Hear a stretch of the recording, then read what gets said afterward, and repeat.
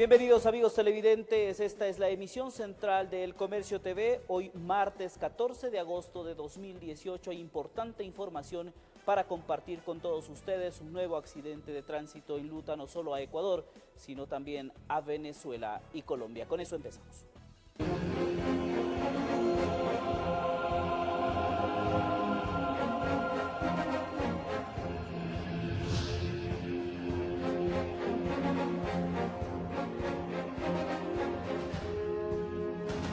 Así es, a tempranas horas de este martes se registró una de las tragedias más graves en la vía Pifo-Papayacta. El choque y volcamiento de un bus de placas internacionales de servicio turístico causó la muerte de 24 personas y más de una docena de heridos entre extranjeros y ecuatorianos. Todo sucedió cerca de las 3 de la mañana por la vía Pifo-Papayacta. Pocos eran los usuarios que circulaban. De pronto un vehículo tipo 4x4 que subía fue impactado por un bus, dejando 2 niños fallecidos y varios heridos. El pesado automotor no se detuvo, siguió su camino. A la altura del kilómetro 8,5 se fue contra varias casas hasta terminar volcado. Tenemos huellas, rastros e indicios metros mucho más antes de este impacto con el vehículo de Trooper, que nos da ya la idea de que estuvo ya con la pérdida del control antes del primer impacto. En el lugar del accidente, el volcamiento terminó con la vida de 20 pasajeros, 13 mujeres y 7 hombres. Más tarde reportaron el fallecimiento de otras 2 personas en las casas de salud. Los protocolos de ayuda se activaron para asistir la emergencia. Fueron despachados paramédicos, rescatistas, ambulancias. En el sitio del accidente se toparon con escenas desgarradoras. Es el impacto mismo del volcamiento, algunos sí policontusos. El diagnóstico general, pues los médicos de cada casa de salud. Unos pedían ayuda desde el interior del bus, otros estaban en la calzada. Igual los fallecidos, varios permanecían entre los fierros retorcidos, otros salieron expulsados. Que hay muchas personas que han sido mutiladas, están irreconocibles. Las escenas eran fuertes. En la unidad de transporte internacional estiman que viajaban 38 personas, la mayoría de ellas de nacionalidad colombiana y venezolana. Los ocupantes salieron de Neiva, cruzaron Pitalito, Mocoa, Villa Garzón, La Hormiga y arribaron por San Miguel al Lago Agrio, Ecuador.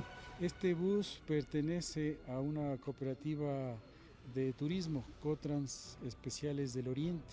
Este es el accidente más grave registrado en la historia de la vía Pifo-Papayacta. 24 personas fallecidas, 18 heridas. En esta ocasión 3 viviendas también resultaron afectadas. Una de ellas tiene que ser demolida. Sufrió serios daños en las columnas, paredes y losa. Los ocupantes de los inmuebles milagrosamente todos salieron ilesos. Gracias a Dios le damos a eso, porque las columnas y eso y el poste de luz, todo eso lo soportaron para que el carro se desvíe un poco para que no entre a las viviendas. El enorme bus quedó reducido a fierros inservibles, los asientos regados en la vía, las maletas de los viajeros volaron varios metros. El sitio del accidente se asemejaba a un campo de batalla. La solidaridad de las autoridades estuvo presente. Es lo que se tenga que hacer y la necesidad que tengamos que solventarla lo vamos a hacer a través del COE Metropolitano. En medicina legal serán identificados los cadáveres para conocer las nacionalidades y entregar a las familias. Los extranjeros serán repatriados a su país de origen. Salieron en un viaje de esparcimiento, pero muchos compraron el boleto a la eternidad. En Quito informó Iván Casamen. Y tras este accidente, varios de los heridos fueron trasladados a diferentes casas de salud de la capital de la República. Politraumatismos, fractura de extremidades superiores e inferiores son varios de los pronósticos. Tras el fatal accidente, un masivo despliegue de ambulancias y paramédicos socorrió a las víctimas trasladándolos a diferentes casas de salud. 4 de ellos llegaron hasta el Hospital Eugenio Espejo en el centro norte de la capital. Van a recibir intervenciones quirúrgicas de aquellos que lo requieran, todos con politraumatismos múltiples, algunas fracturas en miembros superiores, miembros inferiores, trauma craneoencefálico, trauma abdominal, están siendo controlados. Los heridos, que son 3 hombres y una mujer, tendrían 19, 27, 42 y 50 años. Se identificó que uno es de nacionalidad ecuatoriana, uno venezolano y 2 colombianos. Los 4 al momento se encuentran estables y han recibido toda la atención por parte de nuestros especialistas. No hay un riesgo inminente para su vida. Esto mientras que 6 heridos más, 4 hombres y 2 mujeres entre 20 y 30 años, fueron trasladados hasta un hospital privado al suroriente de Quito. 2 en condiciones críticas y 4 estables. De los 2 pacientes que llegaron en condiciones críticas, uno lamentablemente falleció minutos después de llegar a la casa de salud. Una paciente de sexo femenino, sin datos alguno, tuvo un traumatismo cráneoencefálico grave y amputación de las 2 manos. La paciente lamentablemente falleció de aproximadamente 30 años de edad. El otro paciente crítico está siendo operado en este momento por un traumatismo cráneoencefálico grave. De los 6 pacientes, 4 colombianos, un venezolano y la señorita que no sabíamos la procedencia de dónde era. Tras la respectiva valoración, los 4 pacientes que se encontraban en condiciones estables fueron remitidos hasta el Hospital Pablo Arturo Suárez en el norte de la ciudad. Extraoficialmente se conoce que el resto de heridos estarían en el Hospital Calderón y Vaga Ortiz. En Quito informó Adriana Rojas. Y horas más tarde del percance, las autoridades del ramo entregaron cifras oficiales que dejó el siniestro de tránsito. A Medicina Legal llegaron 24 cadáveres, mientras que a las casas de salud se atendieron a 22 heridos. El siniestro de tránsito en el kilómetro 8,5 de la vía Pifo-Papayacta encendió las alarmas de las autoridades de salud, tránsito y Policía Nacional. En rueda de prensa conjunta entregaron cifras oficiales del número de heridos y fallecidos. 22 afectados llegaron a diferentes casas de salud, entre ellos 6 ecuatorianos, 13 colombianos y 3 venezolanos. Entre los 22 tenemos a 2 menores de edad, uno de 5 años y uno de 17 años, ambos en condición estable. El número de fallecidos se mantiene en 24. La tarea de identificación de los cuerpos está a cargo de peritos del Departamento de Medicina Legal. Las autoridades ecuatorianas solicitaron apoyo a los consulados de Colombia y Venezuela en Quito para agilitar los trámites, así como de la Interpol. Entre las tareas pendientes está la identificación a través de procesos técnicos necrodactilares. Además, pusieron a disposición un número telefónico para entregar información a los familiares de los fallecidos. Tenemos el call center, que es el 39 33 520. La policía no se adelantó a confirmar las causas del accidente, pero una de las hipótesis que manejaba es una falla mecánica. Resta esperar el informe técnico de la trayectoria del recorrido, huellas en la vía y ubicación final. Al parecer, por la cristalización que se encontraron en los tambores posteriores del vehículo, lo que hubo es una afectación en el sistema de frenos. Además, informaron que el conductor con licencia obtenida en Colombia, que le habilitaba para conducir la unidad, estaría entre los heridos. Se ha coordinado con Fiscalía y se encuentra bajo custodia. También confirmaron que el bus tenía permiso para brindar servicio de transporte turístico en el vecino país. No tiene rutas o frecuencias habituales para el ingreso al país. Fue contratado en Colombia para dar un servicio de transporte turístico. Una tragedia que seguramente dejará huellas y secuelas tanto en Ecuador, Colombia y Venezuela. En Quito informó Iván Casamen.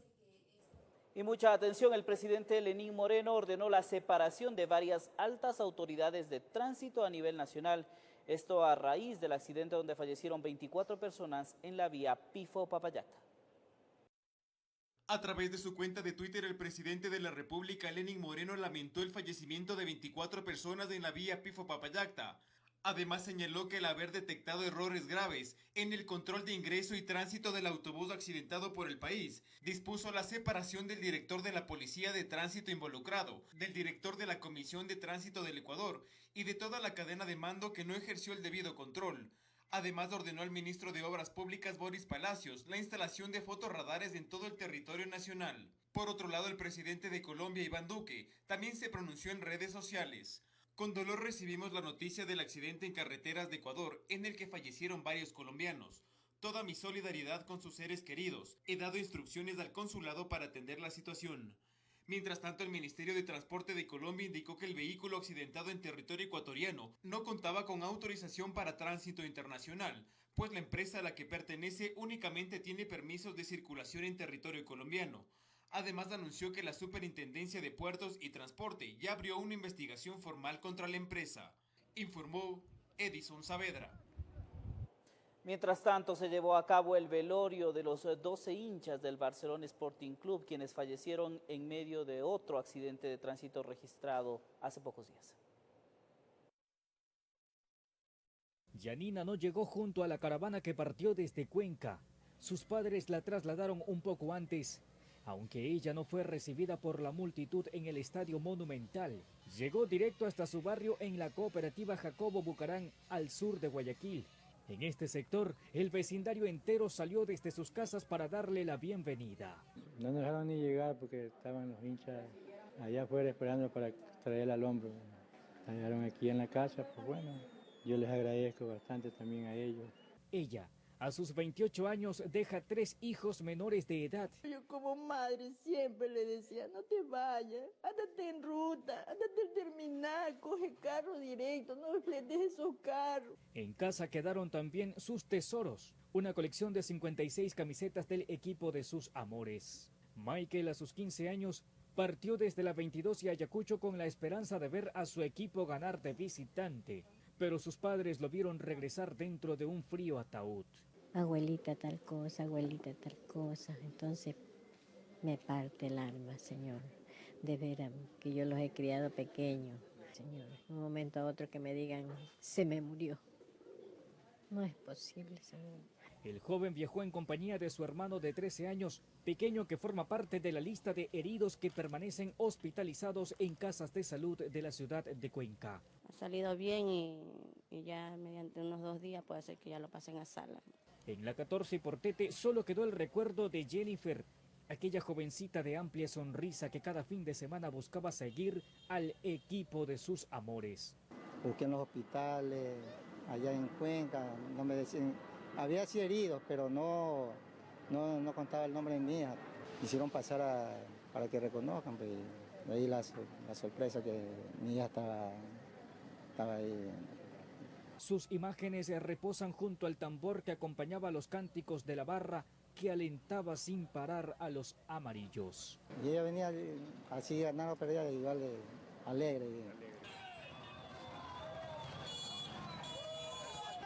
Por la tarde, el cuerpo de Yanina fue conducido hasta el Camposanto donde sus restos ya descansan en paz. Algunos eran menores de edad, estudiantes en busca de un futuro con mejores promesas. Otros ya tenían sus hogares establecidos y se van dejando heridas en sus pequeños hijos. Informó José Morales.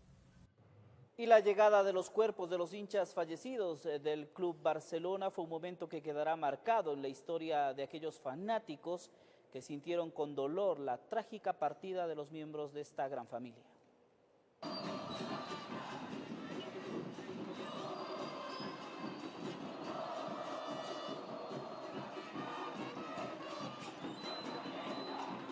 Dicen que nunca antes se escuchó un cantar tan cargado de sentimiento como ocurrió aquella noche.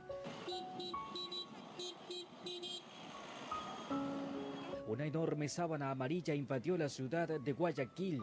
Era su gente, una sola familia que empezó a llegar desde el norte, desde el sur, desde el este y desde el oeste. Nadie quiso perder la oportunidad de estar allí. En la cancha no se jugaban aquellas finales de ensueño, pero en las calles era imposible transitar con normalidad porque habían cientos y miles de almas cantando al unísono.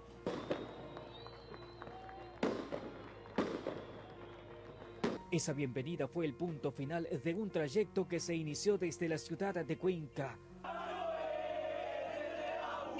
Carros que portaban los cadáveres y que a su paso veían con admiración que en cada cantón, en cada pueblo, en cada recinto, habían grupos cantando por la memoria de los caídos.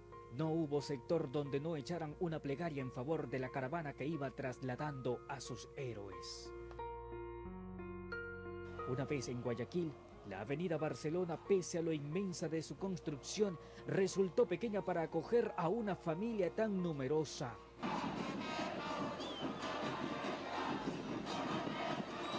Muchos no se conocían, pero bastaba con vestir aquel amarillo para estrecharse de manos y dejar que sus almas se expresen a través de las lágrimas derramadas.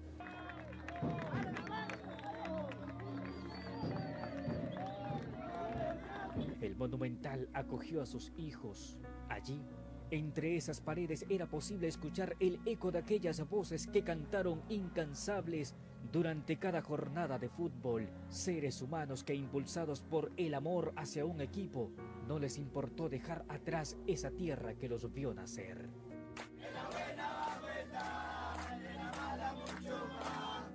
Se van 12, pero sus voces se multiplicaron y ese cántico suena con más fuerza. Si antes hacían temblar el graderío, ahora vibra el Ecuador entero. Informó José Morales. Desde TVC nos solidarizamos con las familias de los 36 personas que han fallecido en estos 2 últimos accidentes de tránsito que han enlutado al país. Cambiamos de tema. En la asamblea, el expresidente Rafael Correa y el perito Roberto Mesa comparecieron ante la comisión ocasional que investigue el asesinato del general Jorge Gabela Bueno, donde se registraron algunos incidentes. Allí está nuestra compañera Carolina Basantes para contarnos con detalles esta comparecencia. Carolina, adelante, muy buenas noches. Gracias, Javier, y amigos televidentes, buenas noches. Así como tú lo dijiste, se registraron cruces verbales entre el presidente Rafael Correa y varios de los asambleístas aquí durante su comparecencia ante la comisión ocasional que investiga el caso del general Jorge Gabela. Pues en lo que lo podemos decir de lo que dijo el expresidente es que él en sí no recibió un informe físico por parte del comité interinstitucional, sino que hasta los ministros llegaban con presentaciones en diapositivas y en adelante se tomaban las decisiones, que en este caso fue remitir el informe hacia la Fiscalía, la Contraloría, la Asamblea Nacional y entregarlo también a la familia del general Jorge Gabela. También el expresidente hizo un señalamiento sobre lo que constituye el trabajo del perito Roberto Mesa y dijo que este no era en sí todo el informe del comité, sino era un insumo más. Para conocer en detalle un poco de lo que ha sido esta jornada de la tarde, nosotros les presentamos el siguiente informe. Perdón, joven asambleísta, ¿cuál era su nombre? Sebastián Palacios. ¿Y de qué partido es? De Suma, señor expresidente. Sí, si usted quiere hacer una política honrada, no politice, no haga politiquería con cosas tan serias como esta.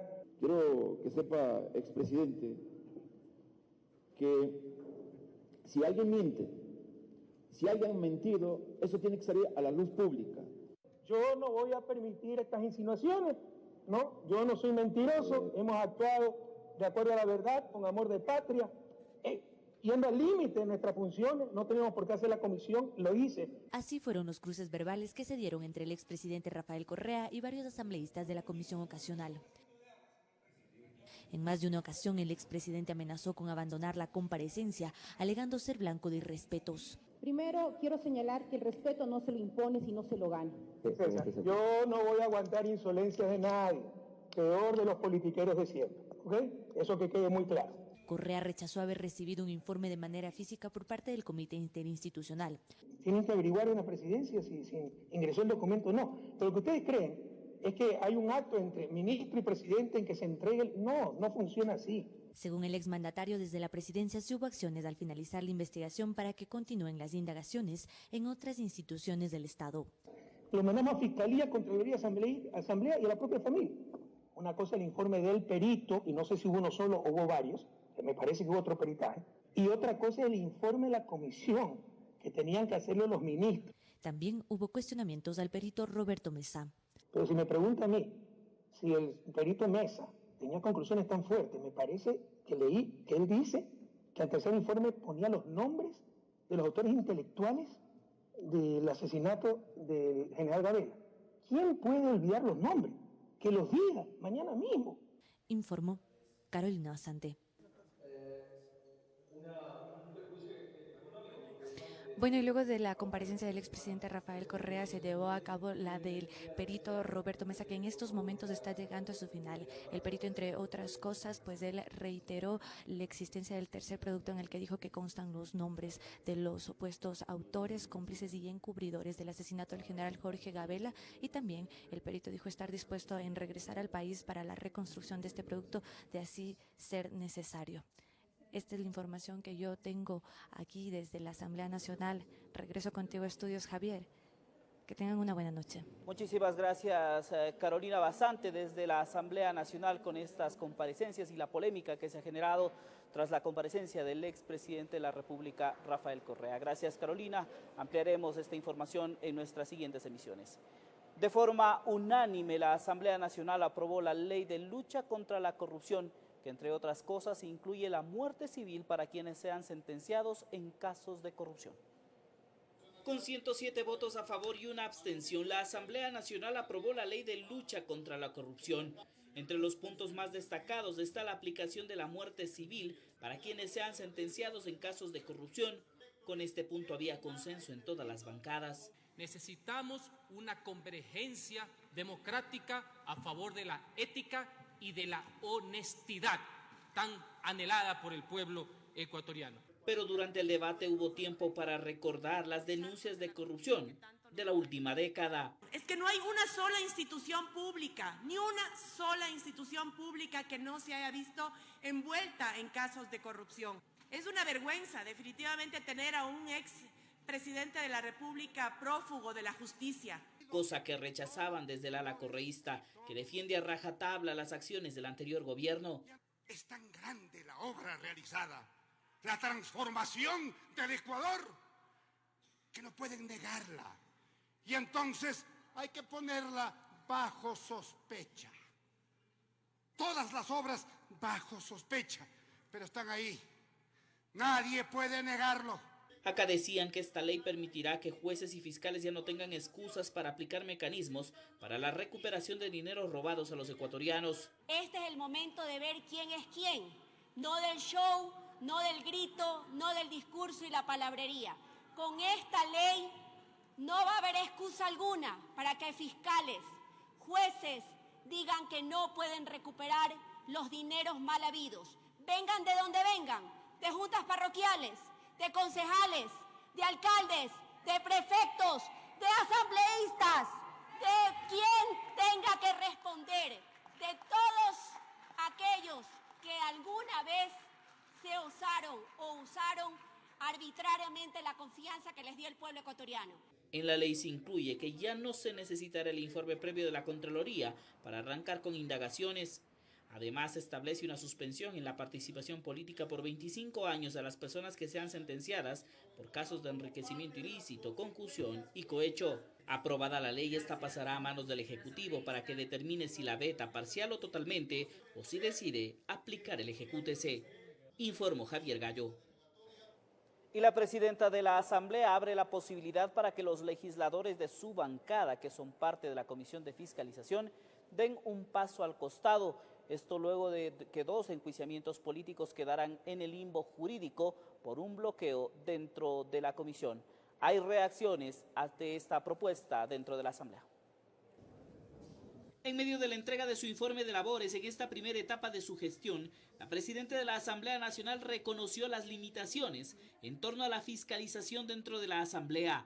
Aquí dejó abierta la posibilidad de que luego de varios diálogos internos, sus coidearios, que han sido los que han bloqueado varios juicios políticos, den un paso al costado. Hemos hablado con cada uno de ellos y hay la predisposición de algunos de sus miembros de poder, además porque son parte de otras comisiones, de en algún momento poder retirarse, pero no se ha concluido esa conversación. Pero que se descarta cualquier posibilidad de reorganización desde el CAL o desde el Pleno, que los cambios deberán ser internos en la comisión, asegura. Sí se han dado cambios en algunas comisiones en donde han habido problemas cuando los miembros de esa comisión así lo han requerido y la mayoría dentro de esa comisión así lo ha permitido.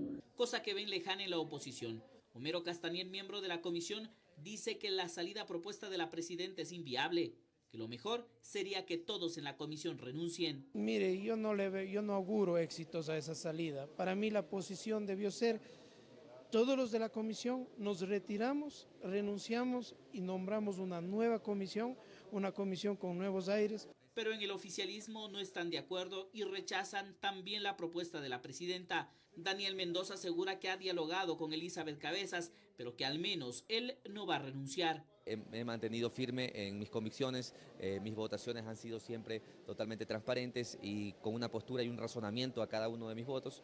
Por lo tanto, seguimos cumpliendo con el país y vamos a seguir haciéndolo desde donde nos corresponda. Castañer asegura que en la comisión existen legisladores que no asisten, que faltan reiteradamente en sesiones claves y que ni siquiera envían a su alterno, que esos legisladores deberían irse de la comisión. De 46 sesiones hay un asambleísta que no ha asistido a 18 sesiones, hay otro asambleísta que no ha asistido a 16 sesiones, otra que no ha asistido a 14 sesiones y dentro de eso a votaciones claves dentro de la Comisión de Fiscalización. El camino que queda, según los asambleístas, es impulsar una reforma integral a la ley de la función legislativa para que se corrijan estos errores que llevan a que las comisiones no puedan trabajar y se vean bloqueadas.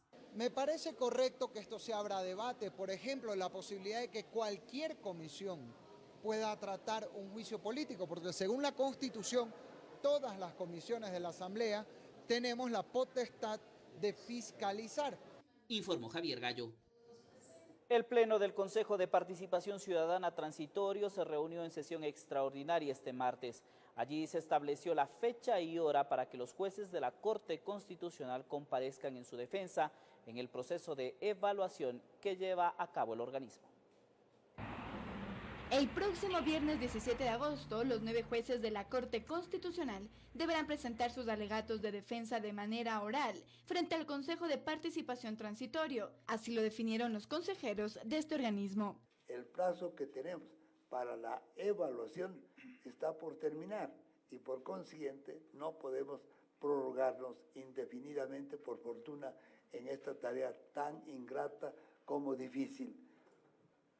Si no hay oposición, queda aprobada la resolución. Cada juez tendrá media hora para poder defenderse y luego deberán responder a las preguntas de los consejeros. 5 de los jueces iniciarán a las 10 de la mañana, mientras que los otros 4 deberán hacerlo a partir de las 15:30 del mismo día. Ellos se encuentran dentro de un proceso de evaluación por parte del Consejo Transitorio. Sobre esto hay opiniones favorables de la constitucionalidad de nuestro comportamiento en estas materias. También se determinó que Fernando Cordero, superintendente de Ordenamiento Territorial, se presente con el mismo objetivo el jueves 16 de agosto. Su alegato de defensa que estime pertinente en torno al informe técnico de investigación y evaluación. Además, se aprobó un pedido de prórroga para que el presidente de la Corte Constitucional presente su defensa de manera escrita hasta el 16 de agosto. Los jueces tenían plazo de hacerlo hasta el pasado 13 del mismo mes. Este pleno resuelve que en caso de requerir más tiempo para ampliar sus descargos y presentar documentación pertinente, el doctor Alfredo Riz Guzmán podrá hacerlo hasta el día jueves 16 de agosto del 2018, las 17 horas. De la misma manera se ratificó el cese de Suad Mansur como superintendente de compañías y se designó a Víctor Manuel Anchundia como encargado mientras se elige a la autoridad definitiva. En Quito informó Andrea Orbe. Y el gobierno ecuatoriano emprenderá un viaje hacia Perú en busca de negociaciones que permitan obtener gas natural del hermano país para cubrir el déficit de este recurso. Así lo informó Patricio Larrea, viceministro de Hidrocarburos, quien formará parte de la comitiva que viajará este mismo mes en busca de gas natural para el país. Estamos muy próximos a realizar un viaje al Perú en la búsqueda de obtener convenios con el vecino país y poder abastecernos de gas del vecino Perú. Larrea aclaró que no existen inconvenientes en el abastecimiento de gas en el país, pero que esta búsqueda se da en el marco de una programación que tiene como objetivo cubrir el déficit de este recurso natural. Nuestra producción de gas está por el orden de los 34-35 millones de pies cúbicos día. Requerimos 90 millones de pies cúbicos. Déficit que ha puesto la mirada en otras alternativas como la licitación del campo Amistad ubicado en Guayaquil, para el cual ya se tienen propuestas, según lo informó Alex Galárraga, gerente de Petroamazonas. Interesados Halliburton, el grupo Avancia y el grupo Sinopec. Recibiremos las ofertas la primera semana de septiembre. A fines de septiembre tendremos los resultados. Otra de las alternativas para cerrar esta brecha es la planta privada Gas Vesubio, que se encuentra inactiva, misma que entraría en un proceso de pruebas, además de 2 plantas adicionales en la Amazonía. Para el mes de noviembre vamos a tener 2 plantas adicionales, una en Sacha y la otra en el campo Xuxurindi. Este anuncio se hizo en el marco de la entrega de 4 campos de crudo ubicados en Orellana, Sucumbíos y Napo a empresas privadas que invertirán más de $727 millones en los próximos 3 años, permitiendo así la producción de los campos de Petroamazonas. Esas inversiones están dirigidas específicamente a actividades de perforación de pozos nuevos. Hemos llegado ya a un total de $1.400 millones para los siguientes 5 años en los campos que se han licitado este año. En Quito informó Adriana Rojas. Mucha atención, el ministro de Finanzas Richard Martínez señaló que al momento el gobierno nacional no ha tomado una decisión concreta respecto a los subsidios que se piensa eliminar. En este sentido, reiteró que los subsidios al gas y al diésel no se toparán. Sin embargo, en lo relacionado a la gasolina, dijo que se estaría analizando los escenarios para los vehículos de alta gama. Lo que podemos decir son conceptos generales, ¿no es cierto? El primer concepto es que vamos a proteger siempre a los más vulnerables. El segundo concepto es que no se puede meter a todos los subsidios en una sola canasta. Hay subsidios muy importantes sobre los cuales el Estado tiene una activa posición para manejar pisos de protección social para las personas más pobres, bono de desarrollo humano variable, el bono Joaquín Gallegos Lara. Y luego dentro de los subsidios a los combustibles tenemos gas y diésel, como señalaba, que está relacionado con transporte público básicamente, que no se van a topar. El gobierno nacional entregará, tras la firma de varios convenios, un total de 232 millones de dólares destinados a gobiernos autónomos descentralizados. Estos valores corresponden a pagos pendientes del año 2016 y 2017 en torno a la devolución del IVA y otros factores.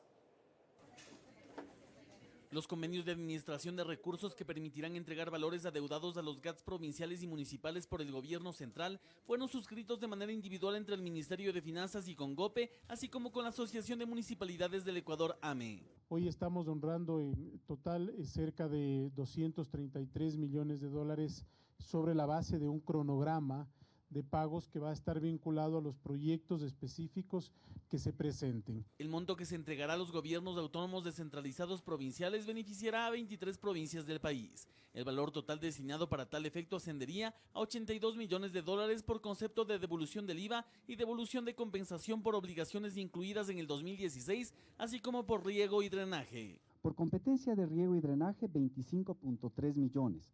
Por compensación a los gobiernos autónomos descentralizados provinciales que no recibieron recursos de riego en el año 2016, 14.3 millones. Y por devolución del IVA, 42.2 millones. De otra parte, el convenio firmado con la Asociación de Municipalidades del Ecuador prevé entregar 133.6 millones de dólares por concepto de devolución del IVA, considerando una parte en efectivo y la otra por medio del Banco de Desarrollo del Ecuador. En este caso de compensación de recursos, se reconocerán pagos efectuados para contratos de las competencias de agua potable, alcantarillado, saneamiento ambiental y manejo de residuos sólidos. Los recursos a entregarse serán administrados por el Banco de Desarrollo del Ecuador y utilizados para la ejecución de proyectos y obras públicas que los GATS beneficiarios requieran con urgencia. Y el nivel de desembolsos va a depender de la velocidad con la que se vayan presentando los proyectos y el avance de obra, es decir, que va a depender de la realidad de cada GAT. Finalmente, en torno a los GATs parroquiales, el desembolso que alcanza los 8.1 millones de dólares por concepto de devolución del IVA se lo hará de manera inmediata, informó Javier Rosero.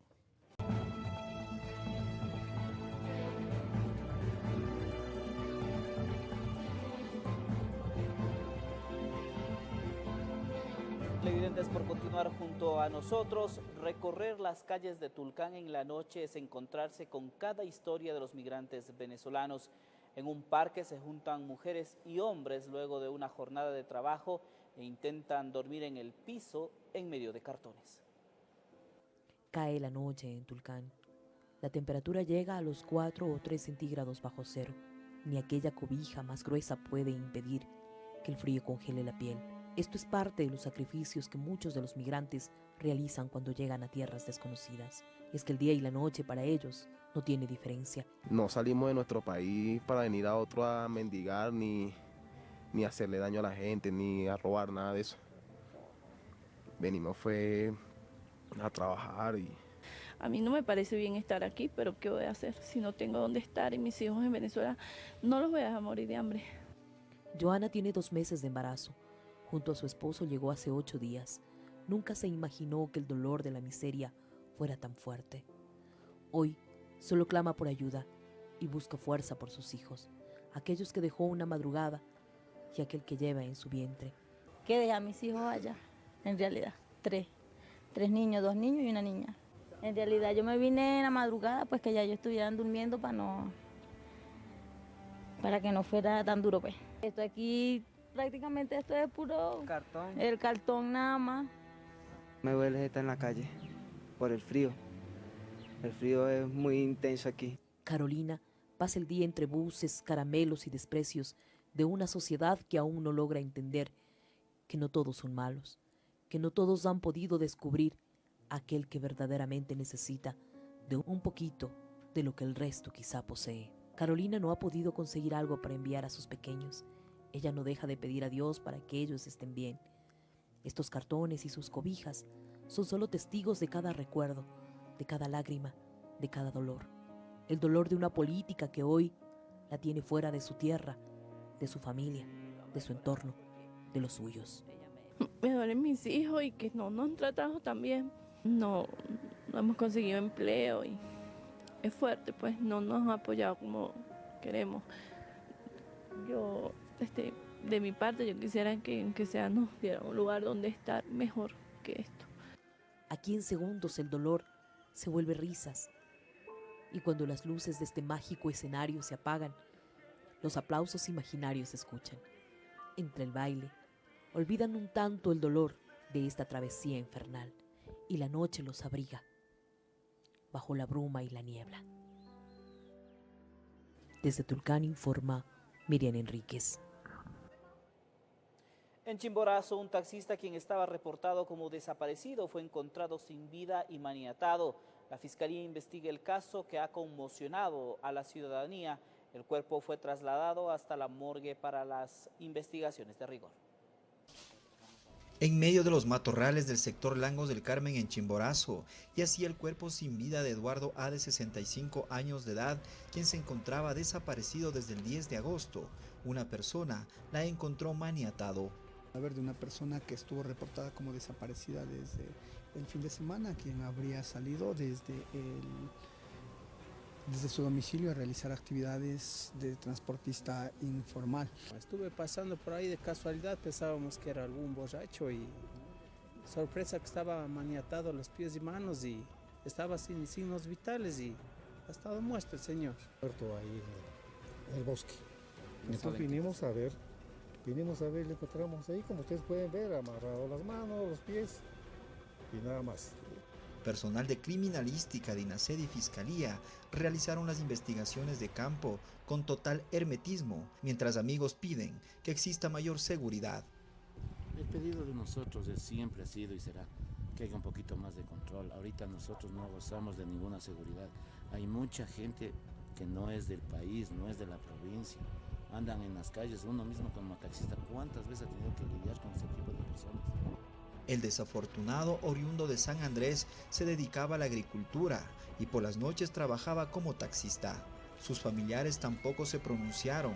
Lo que se supo es que deja a 3 hijas en la orfandad, siendo además otra víctima de la inseguridad, y sería el segundo taxista que es asesinado y abandonado en esta zona. 2 años y medio aproximadamente, otra persona que en este mismo sector y con un vehículo automóvil había sido victimado, producto del cual el vehículo en esa época no fue sustraído, más bien se quedó por las características del terreno a donde habrían ingresado al bosque. Claro, muy peligroso esto para las familias que pierden al señor que está con vida. El cuerpo fue trasladado hasta la morgue del cementerio municipal de Riobamba para las experticias de rigor. En Chimborazo informó Darwin Altamirano. Gracias amigos televidentes por continuar junto a nosotros. Revisamos la noticia que ha conmocionado al país. El choque y volcamiento de un bus de placas internacionales en la vía Pifo-Papallacta causó la muerte de 24 personas y más de una docena de heridos. Todo sucedió cerca de las 3 de la mañana por la vía Pifo-Papallacta. Pocos eran los usuarios que circulaban. De pronto un vehículo tipo 4x4 que subía fue impactado por un bus, dejando 2 niños fallecidos y varios heridos. El pesado automotor no se detuvo, siguió su camino. A la altura del kilómetro 8,5 se fue contra varias casas hasta terminar volcado. Tenemos huellas, rastros e indicios metros mucho más antes de este impacto con el vehículo de Trooper, que nos da ya la idea de que estuvo ya con la pérdida del control antes del primer impacto. En el lugar del accidente, el volcamiento terminó con la vida de 20 pasajeros, 13 mujeres y 7 hombres. Más tarde reportaron el fallecimiento de otras 2 personas en las casas de salud. Los protocolos de ayuda se activaron para asistir la emergencia. Fueron despachados paramédicos, rescatistas, ambulancias. En el sitio del accidente se toparon con escenas desgarradoras. Es el impacto mismo del volcamiento, algunos sí con fracturas, otros policontusos. El diagnóstico general, pues los médicos de cada casa de salud.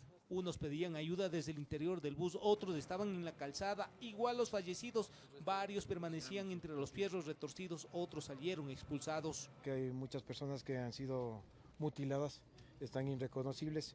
Las escenas eran fuertes. En la unidad de transporte internacional estiman que viajaban 38 personas, la mayoría de ellas de nacionalidad colombiana y venezolana. Los ocupantes salieron de Neiva, cruzaron Pitalito, Mocoa, Villa Garzón, La Hormiga y arribaron por San Miguel al Lago Agrio, Ecuador. Este bus pertenece a una cooperativa de turismo, Cotrans Especiales del Oriente. Este es el accidente más grave registrado en la historia de la vía Pifo-Papallacta. 24 personas fallecidas, 18 heridas. En esta ocasión 3 viviendas también resultaron afectadas. Una de ellas tiene que ser demolida. Sufrió serios daños en las columnas, paredes y losa. Los ocupantes de los inmuebles milagrosamente todos salieron ilesos. Gracias a Dios le damos a eso, porque las columnas y eso y el poste de luz, todo eso lo soportaron para que el carro se desvíe un poco para que no entre a las viviendas. El enorme bus quedó reducido a fierros inservibles, los asientos regados en la vía, las maletas de los viajeros volaron varios metros. El sitio del accidente se asemejaba a un campo de batalla. La solidaridad de las autoridades estuvo presente. Es lo que se tenga que hacer y la necesidad que tengamos que solventarla lo vamos a hacer a través del COE Metropolitano. En medicina legal serán identificados los cadáveres para conocer las nacionalidades y entregar a las familias. Los extranjeros serán repatriados a su país de origen. Salieron en un viaje de esparcimiento, pero muchos compraron el boleto a la eternidad. En Quito informó Iván Casamen. Sin duda, lamentables informaciones que hemos tenido que compartir con ustedes. Hace pocas horas un accidente que dejó 12 muertos y hoy otro accidente que deja 24. Nos solidarizamos desde Televicentro con las familias de todos los fallecidos. Es todo por hoy en Noticias, amigos televidentes. Nosotros nos despedimos, les invitamos a que continúen con la gran programación de TVC. Nosotros nos reencontramos el día de mañana. Que descansen.